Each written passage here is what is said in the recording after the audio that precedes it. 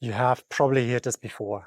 1 to 5 reps build strength, 8 to 12 reps build muscle, and 20 plus reps are just cardio. And if you want to grow muscle, you better stay in that hypertrophy range. This idea has been repeated for decades, and today I'm going to show you why this idea is outdated. Today we are going to show you why studies don't support this idea the way you think, and why, if this idea were true, most calisthenics athletes and athletes from other sports wouldn't look the way they look today. Because athletes in every sport do a lot of high reps and they look amazing. So something doesn't add up here, right? So let's clear this up today properly, so after this video you don't have to think about this topic anymore. This channel exists for men who want to build strength and do training that supports their life. So no hype, no dogma, and no black and white rules, and that's really important for me. As you may know, when you're not new to the channel, I have been a professional athlete. What I've seen is that one of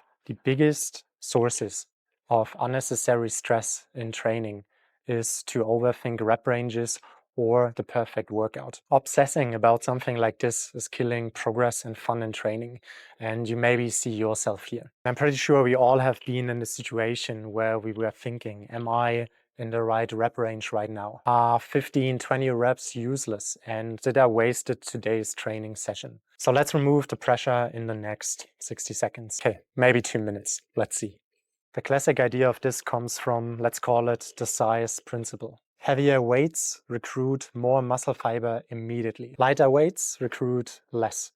And that sounds logical, right? But here's what often gets left out. You take lighter weight close enough to fatigue and muscle failure, you eventually recruit those same high threshold fibers. Not instantly, but progressively, and that is changing everything. So let me explain it to you. There are multiple modern studies, and I will link one of them in the video description, that show something really interesting. If total effort and volume are similar, lower reps with additional weight and higher reps with lighter weights or body weight build the same amount of muscle. This doesn't count for strength adaptations, but for pure muscle gain, the gains are really similar. And that's huge because it simply means our body reacts to a certain stimulus. And really important, not to a specific rep number. So where can we see this in real world? And I think on this channel, speaking about calisthenics, let's look at calisthenics athletes. Guys with these amazing bodies fluctuate between different rep ranges in their training. They do heavy triples in one session, bigger sets in day 2, and then they do a session with hundreds of repetitions. 30 plus reps were just cardio. They wouldn't look the way they look, but they look amazing. So that shows clearly that your muscle doesn't care about the next YouTube trends video. But I don't want to speak about videos too much, so let's jump quickly into my biggest learnings of being a professional athlete, training the last 20 years, but especially doing calisthenics in the last 12 months since I retired. Learning number 1, with which method did I build the most muscle? I personally saw best results when I focused on high reps, high tension, hard training sessions. Means effort, volume over time, and a good recovery. For me, in the last 20 years, there haven't been any magic rep windows, especially not in the last 12 months since I focused on building muscle with calisthenics. But going back to the studies, what does that mean for all of us? If we do 5 hard reps with extra weight and we progress it over months, we will see growth. If we do 30 hard reps and we focus on progression, means lower rest periods, more sets, more volume, we will see growth. The most important thing is progression and consistency. And there are many ways to progress. Learning number 2, sustainability beats optimization. I've always seen best results when I could just stack training days and training weeks after training weeks. Higher reps for me have been often easier on my joints, but a bit harder on my tendons. But they always felt more sustainable for me. At least I always felt better focusing on body weight rep ranges instead of using heavy weights. We have to say lower reps are usually better for maximal strength gains, and they're usually a bit easier to recover from. But that brings us back to the beginning of the video.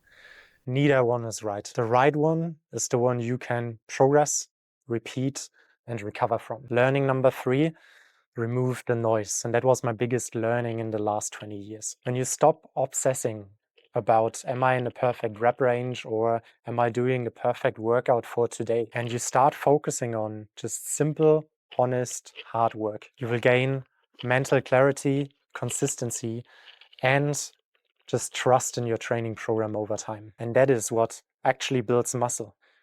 Not just muscle, but also capability over long term. So don't constantly adjust just because you saw a new hype trend video. Probably every single program out there will work when you train it hard enough and consistent enough. But if you want to have a simple rule, focus on the 2 to 8 rep range. If you want to focus on strength gains, focus on the 5 to 35 plus rep range. If your goal is only to get leaner, build some muscle, feel capable, and have fun in training. They all build muscle, but the key questions we should ask ourselves are you taking your training and your sets close enough to a meaningful effort? Are you progressing? And are you doing it constantly for 8 to 12 weeks before changing something?